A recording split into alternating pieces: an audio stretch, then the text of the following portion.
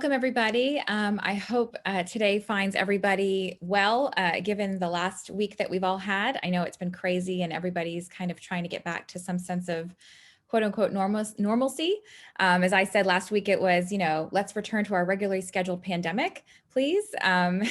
So I appreciate everybody being here this morning. However you're able to be here, we appreciate you staying connected. I do want to remind everybody to put your view on speaker view, and just because that's the most optimal viewing experience. I want to welcome you to I think this is our 5th or 6th Under the Dome session that we've had since session has kicked off. We really appreciate being able to stay connected when it's been pretty difficult otherwise. I do want to thank our sponsors for the series. They are H&TB, Goodman Corporation, EHRA, and Memorial Hermann Health System. We really appreciate our sponsors and our mobility partners, which are our year-long invested partners. We really appreciate your support throughout the whole year. I do want to invite everybody to ask questions during the program. You can use the chat box to message me directly with your question.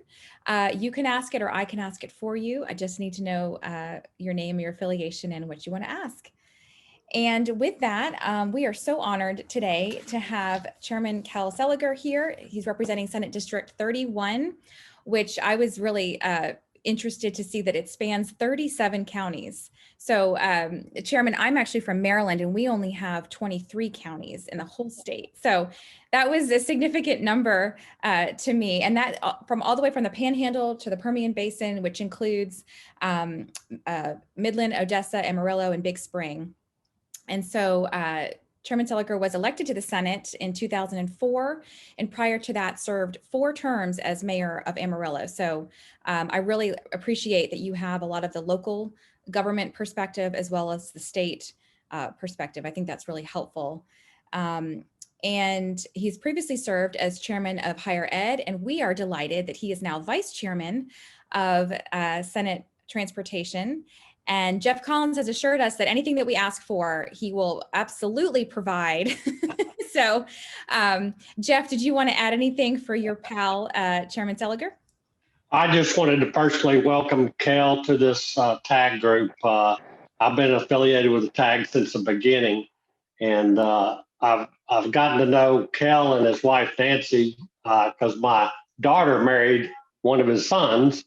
In fact, this weekend I will be attending the wedding of another one of his sons, and then we will become grandparents together in about 2.5 months. So, Cal, thank you for taking the time out to join TAG, and I promise we won't ask you for more than 4 or 5 things.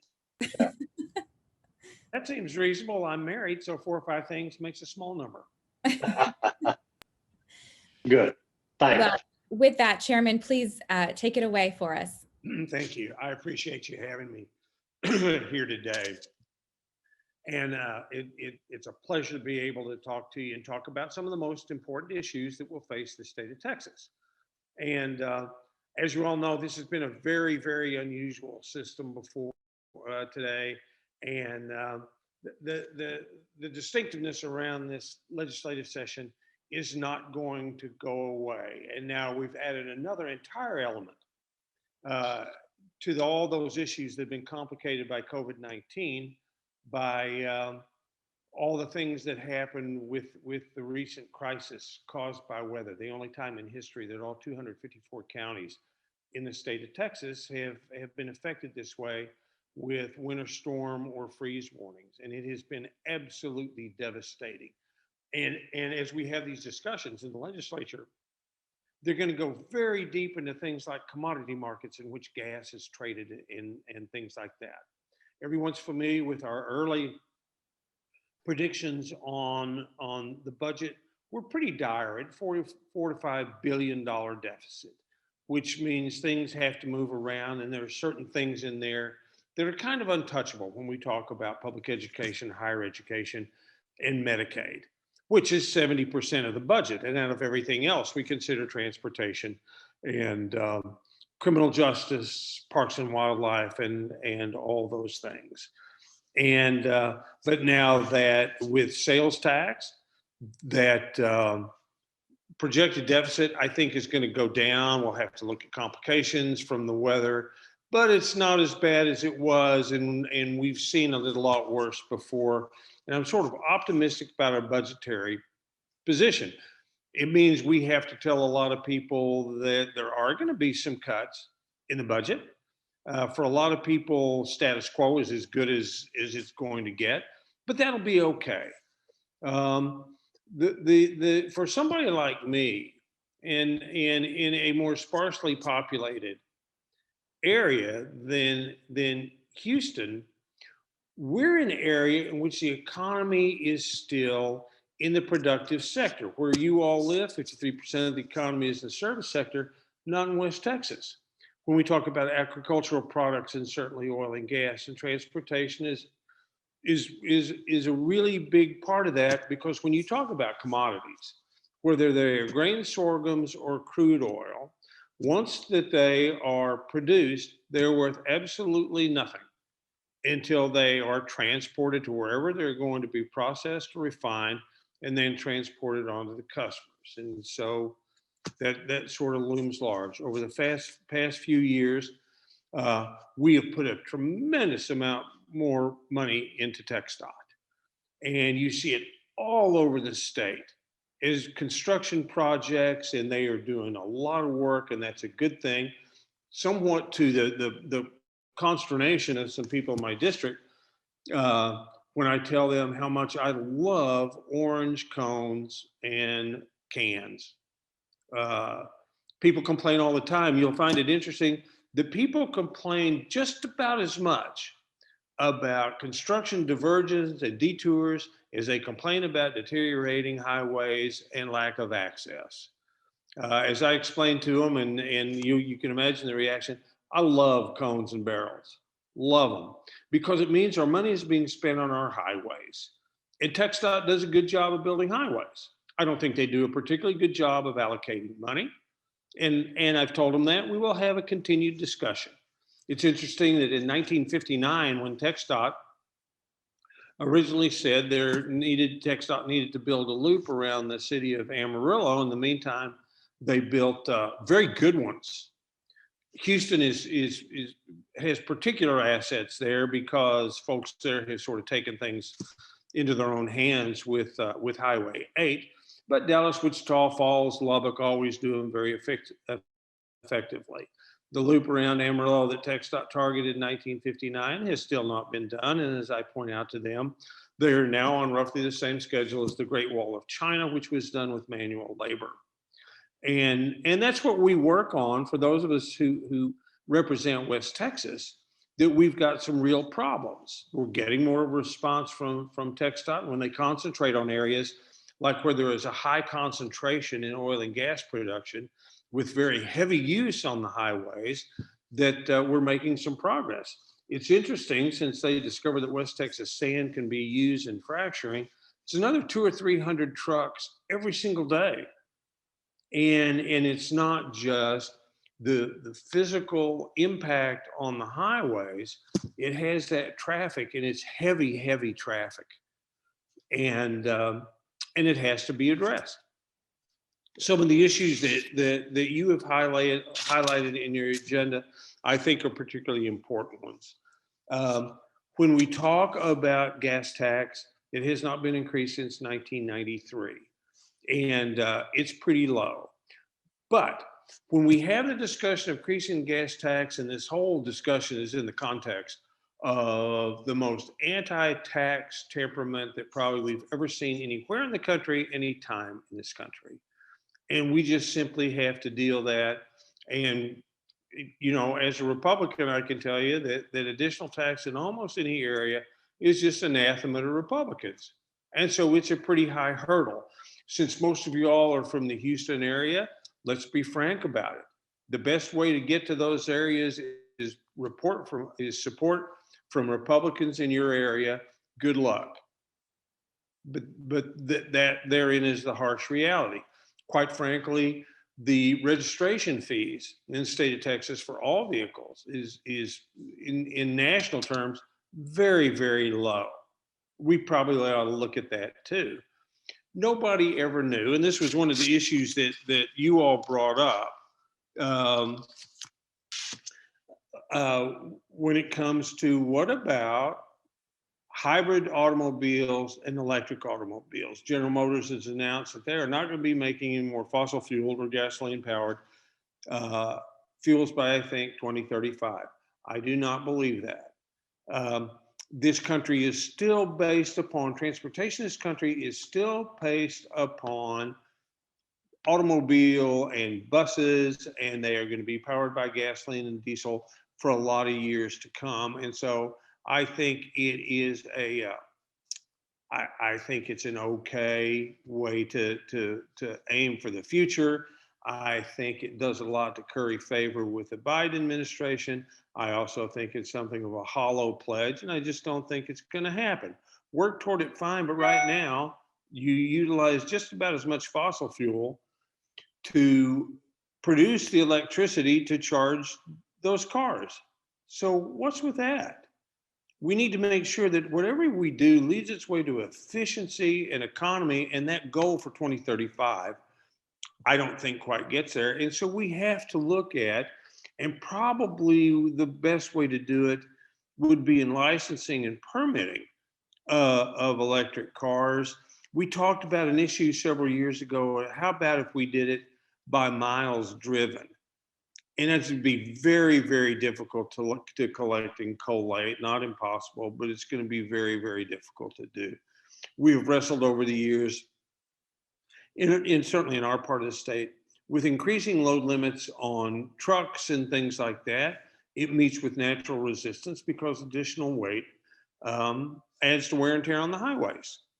And we get all of that. So there's lots of issues out there. Do I see transportation, specifically those monies going to TxDOT, being diverted or lessened in the current budget cycle? No, I don't. Do I see them being substantially increased? No, I don't. But we're getting a lot of work done now with the monies currently allocated. One of the things that's important to understand is perspective that we get here, and there is no amount of money that could be allocated, whether it's additional 50 billion or 80 billion, where TxDOT is going to tell us that they have got enough money. That's true of everyone else who's in the state's budget. And so TxDOT brings their own sort of a burden of skepticism in here. And it's nobody's fault or anything, but it's simply true. We can't allocate them enough money. And so we have to sort of make that judgment as to what we can do vis-a-vis everything else. We're spending less money in prisons right now because we're being very, very careful about who goes to prison at substantial cost to the taxpayers. But those are some of the biggest issues at the moment that we're looking at. We may have a select committee on the recent crisis that occurred all over the state. And both my children live in Houston and had the same convenience that everyone else. I had one son moving in with my son and Jeff's daughter because they had the most reliable water and heat. And I'm very, very concerned about the energy bills that people are going to get and that people can't pay. And so we're having some in-depth discussions and very technically detailed about what can we do. And all of the energy producers and the pipelines are telling us that they cannot pay the bills and that they're all going to be insolvent. Can you imagine this legislature providing any sort of support or subsidy to ERCOT? I seriously doubt it. And we're going to have to deal with those issues, though. But the people of Texas demand more reliability in their power. They demand a 21st century, and we're going to see just what this failed. I think you're going to see some big changes at ERCOT, because I think certainly Chief Executive Officer and the board members ought to resign. Their organization didn't do a good job. And that's the way that kind of thing works. But I will now talk about the things that you want to talk about. Mostly what I want to do is talk about the granddaughter that Jeff and I are going to have in May, who is not going to need any more clothes until she's about 3 years old. Already spoiled. Oh my, yeah, spoiled, not even born yet. Well, congratulations. That's Thank you. that's wonderful. So we do have some questions that have come through the chat box. So I want to make sure we get to those. Okay. I know Jay Crosley is on, and we talked about a lot of funding things and a lot of policy, but safety is also really a big piece of the transportation conversation. So Jay, did you want to ask your question of the chairman? Sure. Thank you. Thank you so much, Senator Seliger, for being here and for all you do. And I think maybe, as you know, that the Senate Transportation Committee had an interim charge to look at safety, transportation safety, but then COVID messed up all the interim charges. So I'm curious what you think we should do about transportation safety. But we, TAG Houston and our group are very focused on allowing lower speed limits on residential streets, the Safe Neighborhood Streets bills. And I wonder if you think you could support that idea of letting cities have lower speed limits, or any other thoughts about safety. So thanks so much. I do not support the state setting speed limits in cities. That's up to cities based upon what their residents expect. And I'm in favor of them doing whatever they think lends themselves to safety. Safety is always an issue. As much as we talk about it, several thousand Texans will lose their lives on Texas highways and streets this year. One of the things that we've seen in West Texas, because we have some problems, we have some very, very highly traveled roads that are 2-lane. People insist, and they should insist, that we do better. And I'm talking in the Amarillo districts and Odessa districts. And they are putting in a lot of Super 2s, which is a big, big advance. But as soon as you put in a Super 2, people want 4-lane divided, which is very expensive.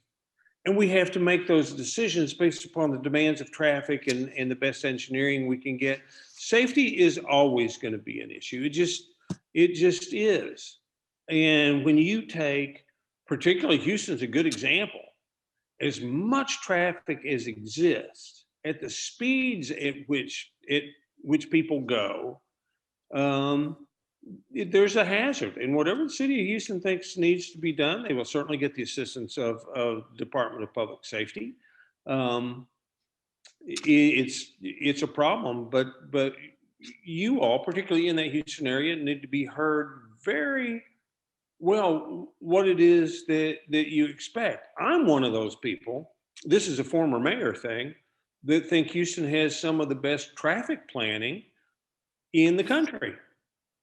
And people tell me all the time, and they laugh, and they say, well, look at all the traffic and things like that. Well, with a metropolitan population that probably runs 5.5, 6 million, and it's built upon the automobile, you're going to have some congestion. But look at the planning and look at the assets that you have right now. There hasn't been traffic planning in Travis County, well, in Austin, I don't know, for 30 years.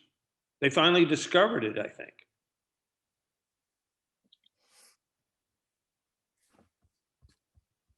I was muted. I wanted to follow up, Jay, on the Safe Neighborhood bill, and Senator, completely, we hear that, right? It's kind of up to the neighborhoods, it's up to the localities and the cities. I know that there was an issue with signage. If the state puts this legislation in, right, it helps with the signage. Can you clarify that, Jay? Because I myself, I don't want to get that wrong, that statement. Right. So basically, currently, the state says that the default speed limit's 30, and if you want to make it lower, you have to spend a lot of money on an engineering study and signs on every block. And for the city of Houston, the estimate is it would cost $5 million for the signs, and that's why the city of Houston doesn't have 25-mile-an-hour speed limits right now. And so there's a local options version of this bill to basically make it basically whatever cities want to do on residential streets, they can do it and not have to do so many signs. I happen to believe that's the way we ought to do it. I don't know that there's a big difference between 25 miles and 30 miles an hour. But that's a decision that cities have to make. If they're going to look for a state subsidy for signs, I don't know that that's necessarily a good idea. But they make that decision. And we hear this all the time. And in all cities, they want to change things and they don't like the speed limits on county roads. Um, I had a deal in Borger, not, well, it's been a while now, and the speed limit on some state highway was, I don't know, 75, and a lady thought that it was too high. Well, it's legitimate. And so I asked her, have you talked to your two county judges? It's between two counties? No. And I had to tell her, I'm not going to do anything without those two county judges. And if they want it, we'll go to TxDOT. TxDOT is generally very responsive, but I think cities ought to make those decisions. I was opposed to the state statute that did away with red light cameras. I don't think it's really much of our business. Thank you. Thank you. And thank you, Jay, for the question and for clarifying. I think it's a great kind of segue into the local options conversation. I know that there's been at least one bill filed, if not a few, dealing with granting a local option for transportation funding. So I think Senator Schwertner has introduced one. It's very specific to one specific county, but it brings back that conversation.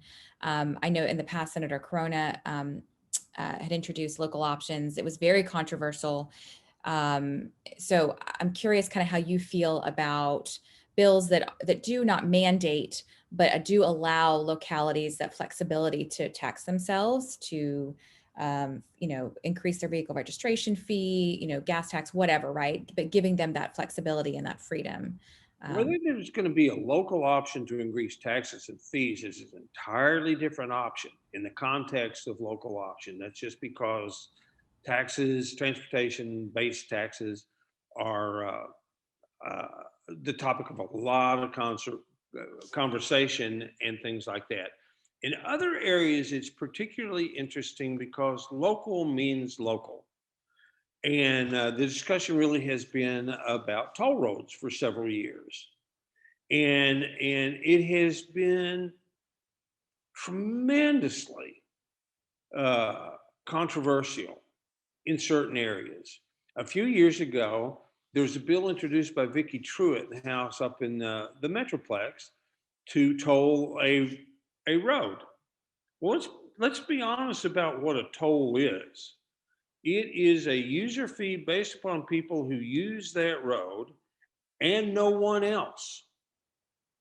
And so people on this call are getting on Highway 8, Sam Houston Freeway, and you're spending whatever it is you spend. It costs me not a nickel. We're not going to have toll roads in West Texas. It does not affect us. It is a user fee, and if people in Houston are willing to pay it, and they have been, I think that's fine. But that same idea up in the Metroplex cost Vicki Truitt, who I happen to think was a good member of the legislature, cost her a re-election. And what for? In an urban area like Dallas, nobody's got to use that toll road. You got several different ways to get from A to B. And so it's a personal choice. And I think that local option, I think, is a pretty nice idea. One of the issues that you brought up in your paperwork was this public-private partnership. And remember when there was a proposal to do the Trans-Texas Corridor. And it was basically Rick Perry and Rick Williamson. There has seldom been a worse job in floating a deal because it was just done all wrong. Was it a bad idea? Were the Germans going to own a Texas highway? No. Were we going to get a better Texas highway? I think it was going to be tolled and things like that. It was just done so poorly. And so I think that stigma still sort of applies, and that will be kind of a hurdle. Once again, it's not a bad idea. It depends on how it's done and how it's introduced and who does it. Right. And, but it is not inherently, I don't know that it's a bad idea. Right. No, I think your point is how it's tracked through the process. And I agree with you on some of these issues, especially when they're hot button issues. I Mhm. know that there is legislation that we've had discussions with on both R's and D's on both House and Senate. Um, it's a little bit kind of a sister to a local options bill, but it's basically exempting transit from the sales tax cap, right? So the cap on the sales tax is another, again, hot button issue. I don't think, I certainly, we we probably could all agree that the political will is not there to lift that cap. Again, even though it's not a mandate from the state, it just creates some controversy there. But to exempt certain things from the cap, like transit, that's been something, that's an idea that's being floated in the House, and has some traction, certainly for, like you say, kind of the urban cores and the metroplexes that are really trying to do better to connect transit, for those areas that kind of outlying, trying to come into the urban core that don't have that connectivity. So we have that here in Houston, right? In the Houston region, certainly, North Texas does as well.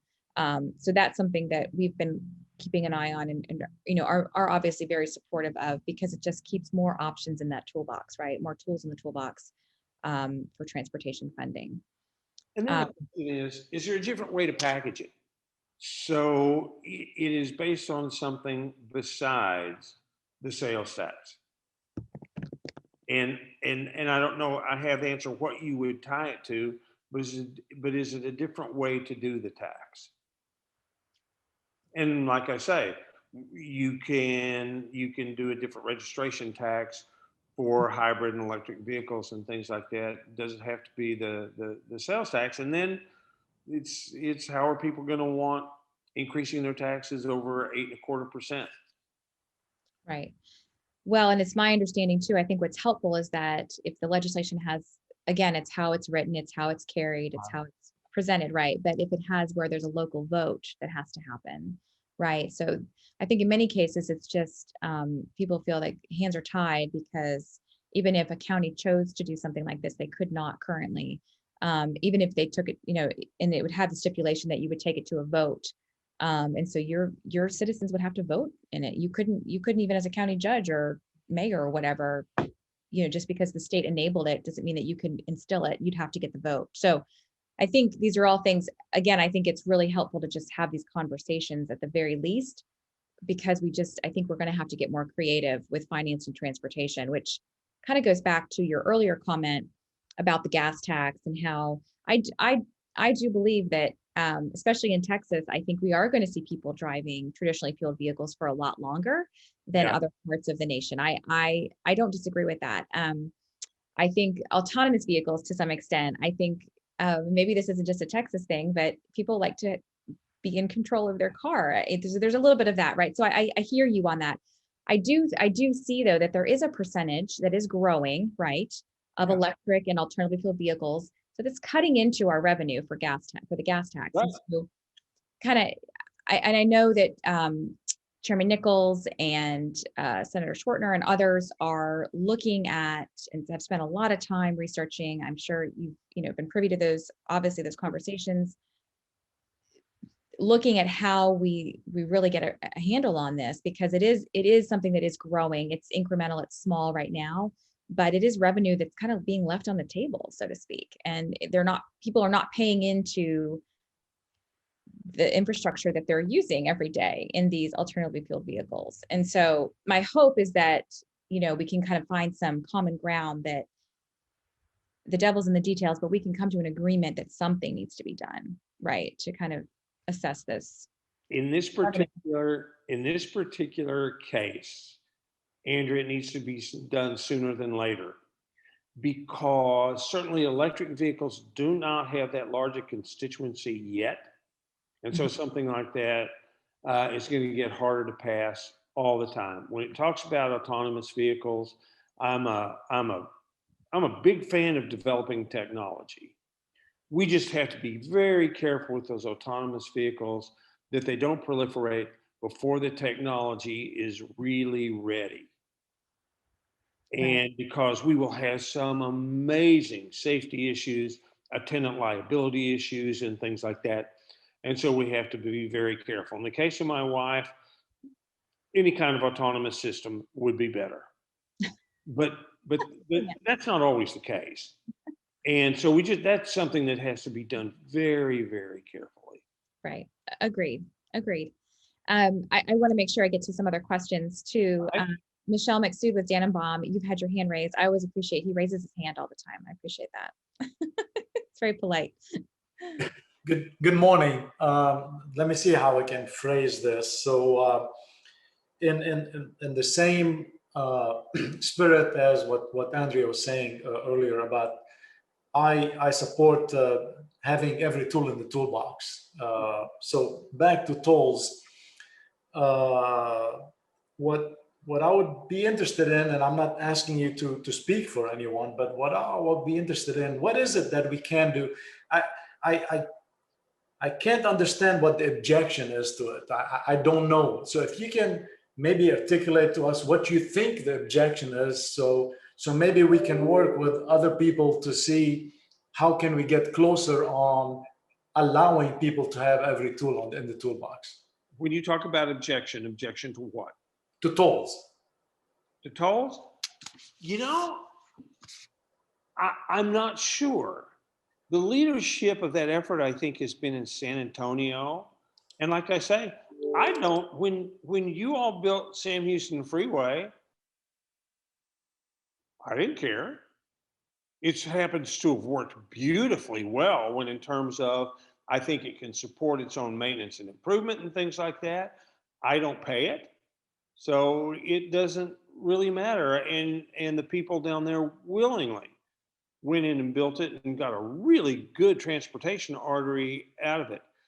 They're just seeing the way those things are done sometimes is sort of kills them. And I would point out to the Trans-Texas Corridor, which in substance was not a bad idea, but it was so poorly introduced and supported that it doomed itself.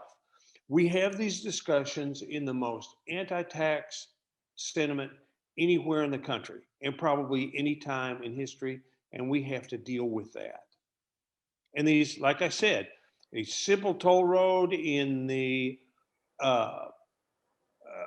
Metroplex absolutely doomed a good member of the House of Representatives.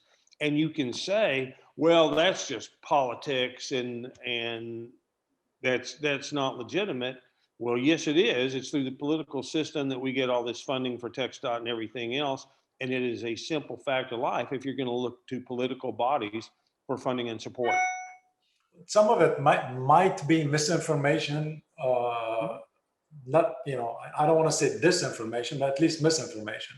So it would be, like I've attended several public meetings where people, certain people would say, I'm totally against it. And it is possible that there's a sentiment out there that, well, if you don't allow them to toll it, then they'll give us a free road anyway. And I don't know if we're doing a good job disseminating out there that there's only so much money. We can't build everything, right? So if we can build it using tolls, it's either gonna happen with tolls or it ain't gonna happen. That might change some hearts. I don't know. You're absolutely right. And it also depends upon transportation alternatives. I think people bridle at the fact if the only way you can get from A to B is on a toll road. In Houston, think about it. If you want to avoid tolls, it's pretty easy to do in Houston. There are alternative ways to get anywhere, and it's true in the Metroplex. And it's become sort of a knee-jerk reaction. It just depends on how it's done and things like that. Lubbock wants another loop. Are they going to toll it or not? We don't know. It's just going forward as the state grows, and it's going to continue to grow, we're going to have to address those transportation issues because most of the growth in the state of Texas is urban, where we see the most profound pressure on our transportation systems. Thank you. And if anybody's driven around Austin, look at what the lack of commitment, be it local or anything else, and lack of transportation planning has done to transportation around Austin. If you had a choice in any given day, would you prefer to be on the Santa Monica Freeway or MOPAC in Austin. Tough choice.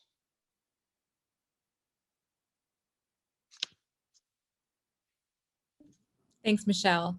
I appreciate, tolling is one of those things that it's just been every session, it's been an issue. And I think with everything going on, we're not sure how hot button of a topic it's going to continue to be.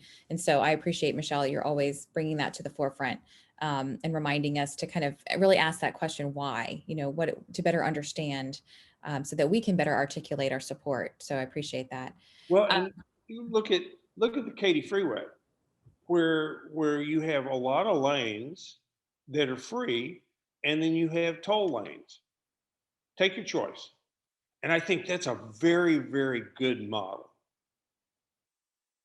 But it also requires a lot of construction too. Right. A lot of those orange cones and barrels that you like. I'm orange cones.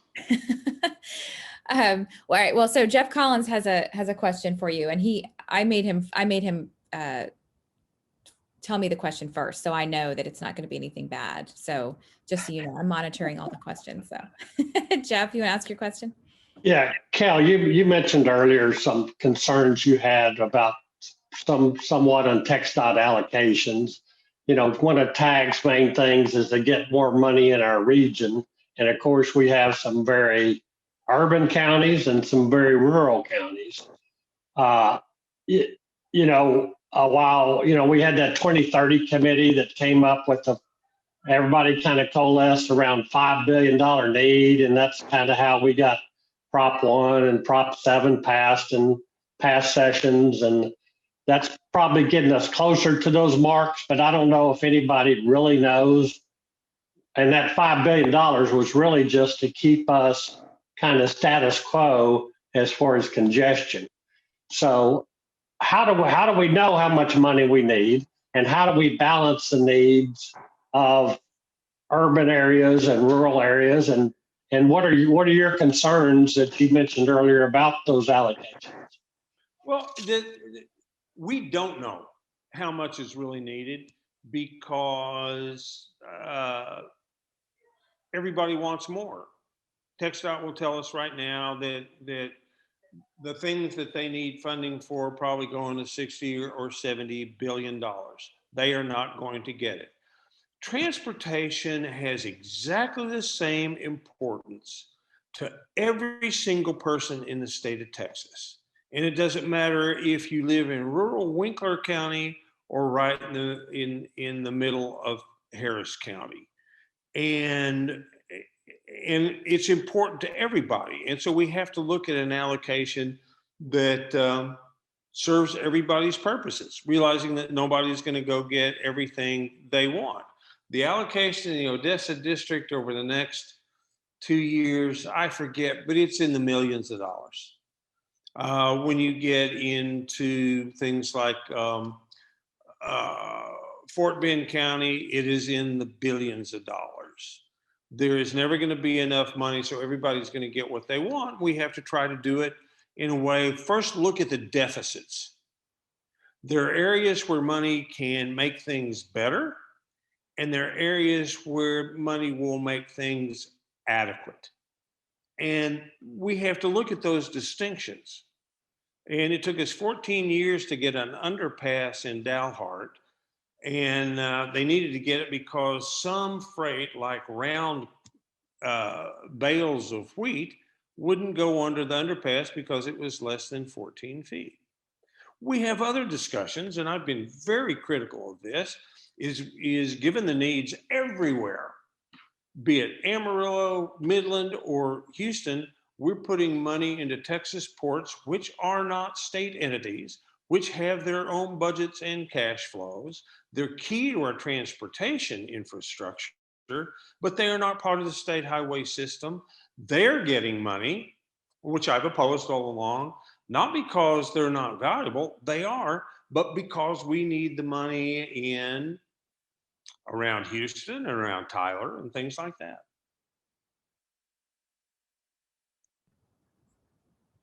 Thanks. Thank you, Jeff. So talking about TxDOT and kind of funding, there's also been some conversation about, there's the allocation conversation about regional allocation and kind of how that works. There's also the formulas, right? And what gets funded from TxDOT. So highways, roads, bridges, transit, all of that. So do you have thoughts on that piece of it, of the allocation conversation? Or I guess that's more of a formula conversation. Because there definitely have been conversations on that topic specifically. Only that the discussion needs to be ongoing, and we have to address it. It gets down to little details, because in some areas the state TxDOT will say, well, we really don't need access roads. In some areas that we do need access roads. I happen to think they do a good job. In Midland, we've got two-way access roads, and which is just an invitation for accidents, and apparently invitation has been accepted in so many cases, unfortunately. That's a priority, and we need to do away with that. It's patently unsafe situation. But the important thing is the discussion goes on, and then we need to continue to have it. Is there just an answer that sort of ends that discussion? No. Right. So I want to switch a little bit. We've been talking a lot about transportation. I always like to ask bills that you are filing, that you would like to kind of talk about, that are important. Obviously, I said it's not great to be siloed only in transportation. It's good to know everything else that's happening. So I do see there's a handful of bills that you filed already, related to different kind of under the health umbrella, under education umbrella, and a couple other things. So I didn't know if you wanted to talk about any ones particular that you filed or that you plan to file that you would like to kind of draw our attention to. In the context of this discussion, they seem fairly esoteric, I think. A bill on individual graduation committees that allow kids to graduate if they haven't passed all their STAR tests. Most of the things I do in education and public education. In the way of public health, how we're going to deal with vaccinations, in a bill that simply says that each campus in the state will report what percentage of their students are not vaccinated, with no identity of the students or anything like that. But that's very important information for parents, and particularly parents of students who may have fragile medical conditions. It is not a bill, but it may very well be a bill. In July, we had requested of TEA that they hold the accountability part of STAR test in abeyance for at least a year. Kids take lots of tests, and superintendents and teachers don't mind assessments. But at this point, are we going to be held people accountable for the academic performance of their children, or their ability to acclimate to an online blended experience? We should not be testing for that. The online experience, we're lucky we have the facility that we have, but we are not ready to depend upon it to do the things that we expect our normal and conventional school system to do. Those are most of the things I did. I don't know whether we'll do a bill again that would allow a district engineer under certain circumstances to lower the speed limit on a state highway under exigent circumstances.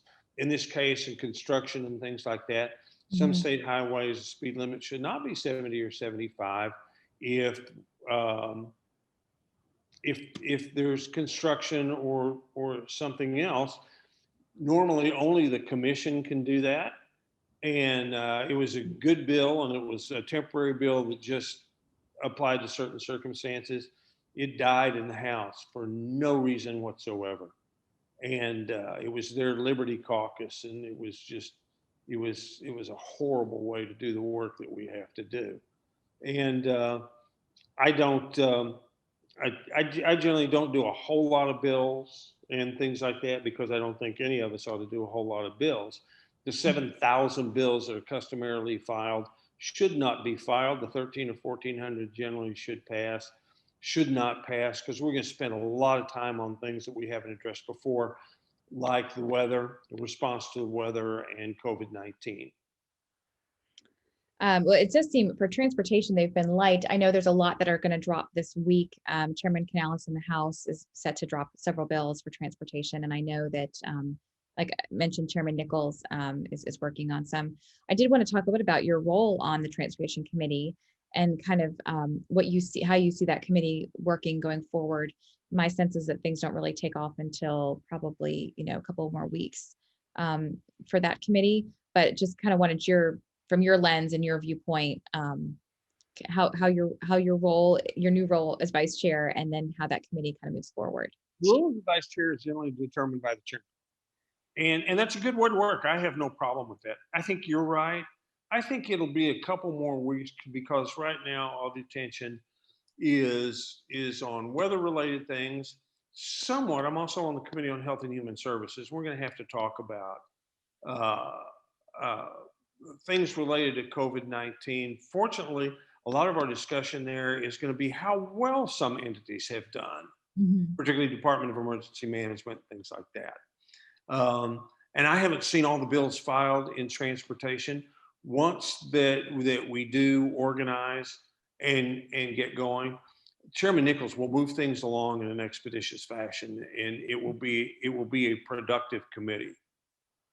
Right.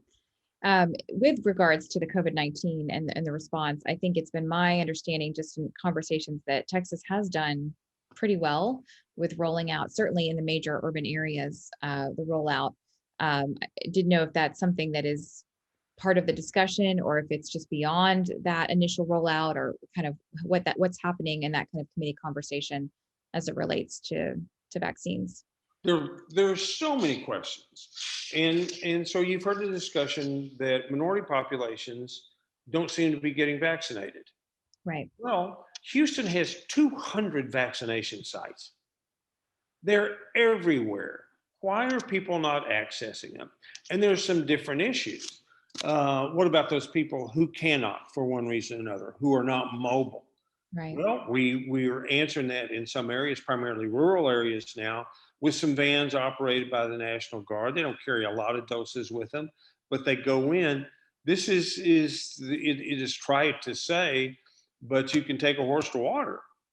At some point, people have got to want to get the vaccination, and if they would do that, far more people would be getting the vaccination that right now are telling you they're not available. They're far more available than we're being told.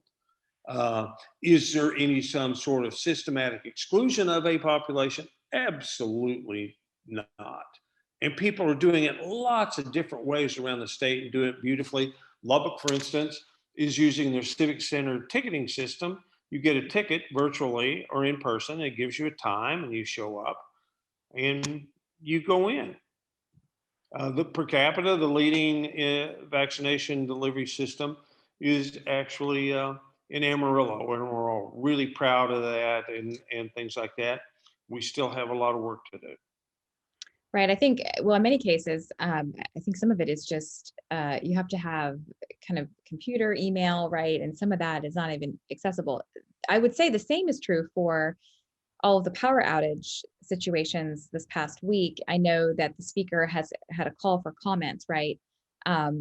And was having conversations about this morning, and it kind of dawned on me that everything's submitted via a computer, right? And perhaps many folks that are experiencing the worst of the situation that would love to tell their story can't, right? Because they're still without right now. So I wonder if some of that is a similar situation with the vaccine, right? So it's an access issue from that vantage point. But certainly, I think in conversations with friends in other states and other cities, we are fortunate that we've gotten the amount of dosage, centers and dosages that we've gotten. So I think it's just fine tuning some of that and really making sure that we get to those folks that.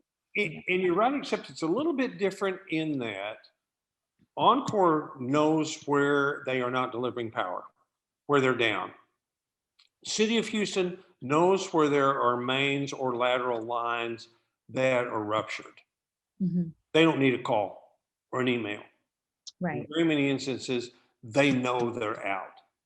And that is probably the distinction. we're going to see the vaccination situation get a lot better. And I'm a big supporter of getting vaccinations. But you know, it's always a challenge. What do you tell people who do not want to get the vaccination? And they have that right. Right, right. Yeah, it'll continue to be an issue, but But I think it's funny because you remember last week people told you you were going to have rolling blackouts. mhm. Did you notice subtly during the week that those became planned outages? Oh, right. So it was just a Yeah, change it's of, one of the things that the utilities seem to do really, really poorly is communicate and availability of communication. And I've got a call with somebody at uh, I guess it's Encore or somebody. I'm going to tell them communicating with y'all is darn near impossible, and you communicate so poorly.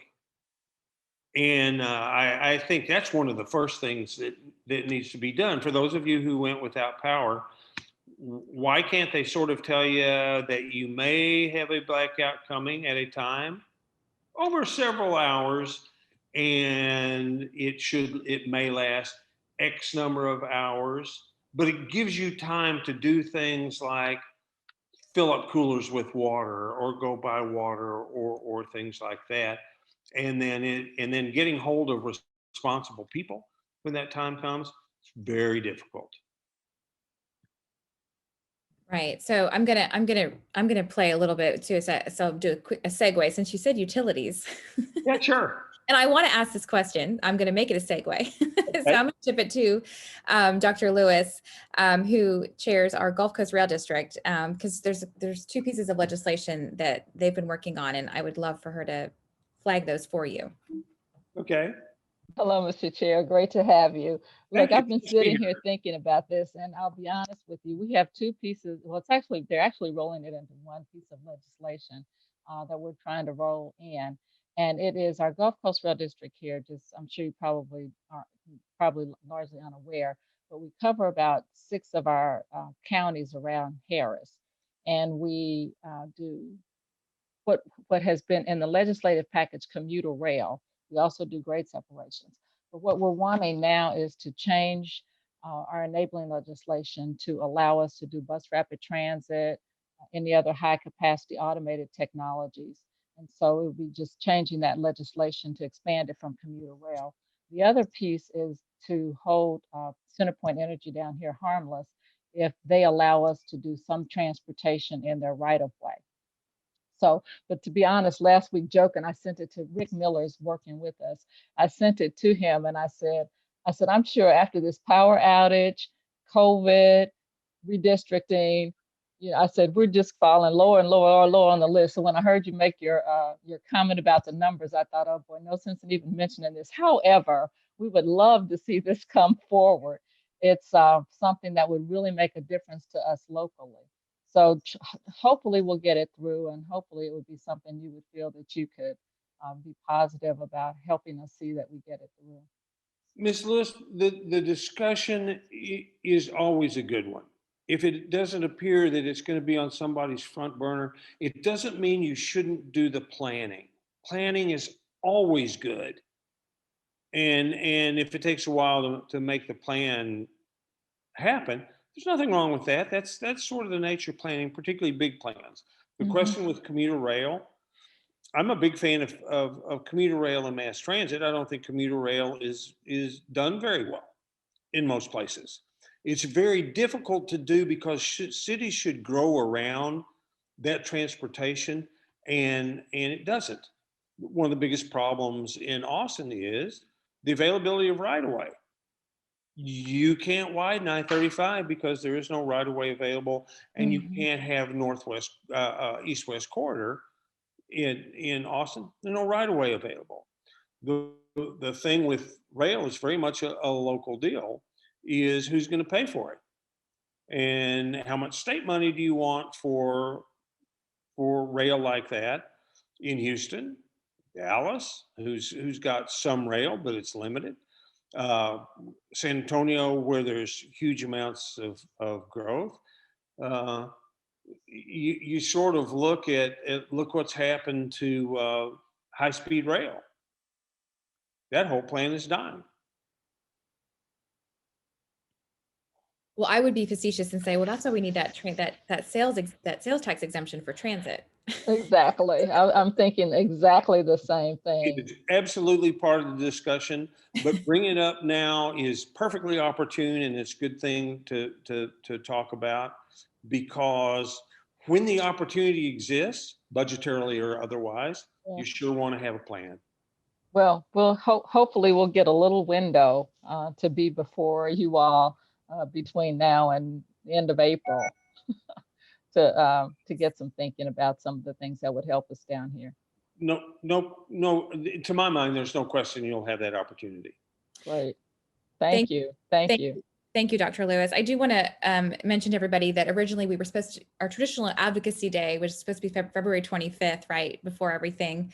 And we've moved it to March 25th. It's still not going to be in person, obviously, but we are going to be lining up some meetings. And so, Chairman, I know you'll definitely be on that list for that day of meetings and advocacy. It's Greenlight Houston Region Day. And so we really spotlight Houston, but we certainly want to spotlight transportation in general. So we look forward to those conversations.